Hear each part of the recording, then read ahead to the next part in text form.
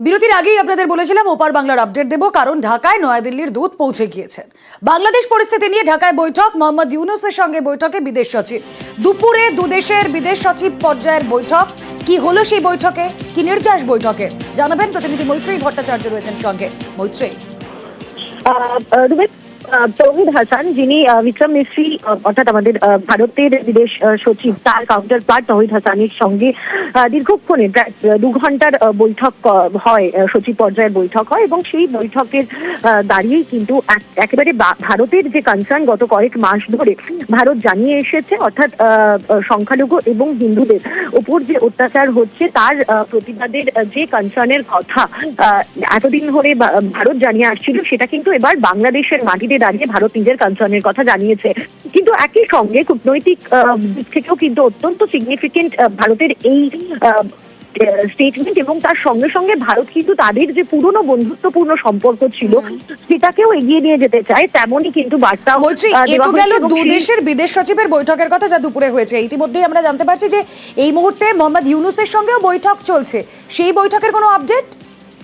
দেখো, এখনো পর্যন্ত এই বৈঠক সংক্রান্ত কোনো আপডেট আসেনি। যেটা আশা করা যাচ্ছে যে বৈঠক শেষ হওয়ার পর তদারকি গভর্নমেন্টের দায়িত্বপ্রাপ্ত মোহাম্মদ ইউনূসের তরফ থেকে এবং বিক্রম মিস্ত্রির তরফ থেকে একটা অফিসিয়াল ব্রিফিং দেওয়া হবে। তবে যেটা মনে করা হচ্ছে যে এখনো পর্যন্ত যে অবস্থান ভারতের রয়েছে সেই অবস্থান কিন্তু হিন্দু এবং সংখ্যালঘুদের। পরবর্তীতে আরো আপডেট তোমার থেকে নিচ্ছি। I emphasized that India desires a positive, constructive and mutually beneficial relationship with Bangladesh. It is also reflected in the mutually beneficial engagement we have on a whole set of issues ranging from trade, commerce, connectivity, power, water and energy. There is no reason why this mutually beneficial cooperation should not continue to deliver in the interests of both our peoples. I conveyed our concerns, including those related to the safety and welfare of minorities. A constructive approach on all these issues by the Bangladesh authorities, and we look forward to moving the relationship forward in a positive, forward-looking and constructive direction. আপনারা প্রত্যেকে social মিডিয়ায় নজরে রেখেছেন এবং আপনারা দেখেছেন যে সেখানে একটা হুঁশিয়ারি ঘুরছে। সোশ্যাল মিডিয়ায় ঘুরছে একাধিক ভিডিও যেখানে বলা হচ্ছে 4 দিনের মধ্যে কলকাতা দখলের কথা। এবং এই আজব হুঁশিয়ারিকে সামনে রেখে আজ কি বললেন মুখ্যমন্ত্রী মমতা বন্দ্যোপাধ্যায়? তিনি বললেন রাজ্য সরকার বসে থাকবে না। শুনুন একবার বক্তব্য। যারা কেউ বলছে বিহার দখল করব, উড়িষ্যা দখল করব, আমি বলি ভাই ভালো থাকবেন, সুস্থ থাকবেন, সুন্দর থাকবেন। কিন্তু এত বড় হিম্মত আপনাদের কেন? কারণ নেই যে বাংলা, বিহার, উড়িষ্যা সব নিয়ে নেবেন আর আমরা বসে বসে ললিপপ খাবো। এটা ভাববার কোনো কারণ নেই। আমরা যথেষ্ট সচেতন নাগরিক এবং আমরা যথেষ্ট সক্রিয়, কিন্তু আমরা ধৈর্যের পরীক্ষা দিই। বিএনপি যুগ্ম মহাসচিব রিজভী তিনি কি বলেছিলেন, সঙ্গে কি বলেছিলেন বাংলাদেশের অবসরপ্রাপ্ত সেনাকর্তা? বক্তব্যগুলো শুনুন ব্যাক টু ব্যাক। আমি বলে দিচ্ছি ভারতকে যে ট্রেনিং আমরা নিয়েছি, যে যুদ্ধ আমরা করেছি, আমরা শুধু 2 লক্ষ সৈনিক না, আমাদের সাথে 18 কোটি জনগণ আছে। আমাদের ট্রেনিং, আমাদের দক্ষতা ভারতের চেয়ে অনেক বেশি। আমরা যদি একবার সাহস করে আমার দেশকে যুদ্ধ করবে, আমরা বলে দিচ্ছি 4 দিনের মধ্যে আমরা কলকাতা দখল করে নেব। তো আমরা আমাদের মিলিত শক্তি, তারুণ্যের শক্তি নিয়ে আমরা এটাই বলবো যে ঠিক আছে, তোমরা যদি চট্টগ্রাম দাবি করবে কি কারণে? তোমরা যদি ওইটা দাবি করতে পারো তাহলে আমরাও দাবি করব আমাদের নবাব সিরাজউদ্দৌলার বাংলা, বিহার, উড়িষ্যা ফেরত দাও আমাদেরকে। বাংলাদেশের অশান্তি নিয়ে বিধানসভায় কড়া মুখ্যমন্ত্রী। পড়শি দেশের সংখ্যালঘুদের উপর অত্যাচারের তীব্র নিন্দা করেন মমতা বন্দ্যোপাধ্যায়। পাশাপাশি তার দাবি, বাংলাদেশের অশান্তি পশ্চিমবঙ্গে ছড়ানোর চেষ্টা হচ্ছে। ফেক ভিডিও ছড়িয়ে একটি রাজনৈতিক দল এই কাজ করছে। অপপ্রচারে পা না দেওয়ার আবেদন রেখেছেন মুখ্যমন্ত্রী।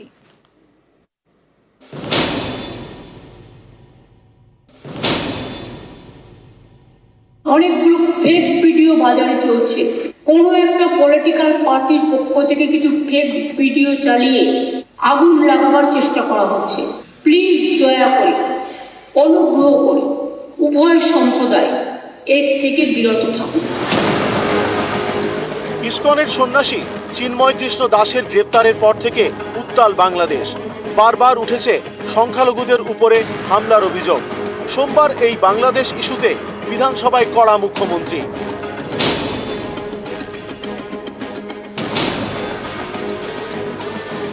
সত্যি মাইনরিটিজের উপরে যে অত্যাচার চলছে সেটা আমরা কেউ ভালো চোখে দেখছি না। আমরা সবাই যেন এমন কোনো মন্তব্য না করি যাতে আমাদের কোনো রকম পরিস্থিতি বাংলায় এটাকে নিয়ে খারাপ হয়। আমি দাঙ্গাটা চাই না, আমরা দাঙ্গা চাই না, শান্তি চাই। এদিন বিধানসভায় মুখ্যমন্ত্রী বলেন, বাংলাদেশের অশান্তি পশ্চিমবঙ্গেও ছড়ানোর চেষ্টা চলছে। রাজনৈতিক উদ্দেশ্যে ফেক ভিডিও ছড়ানো হচ্ছে। অনেকগুলো ফেক ভিডিও বাজারে চলছে।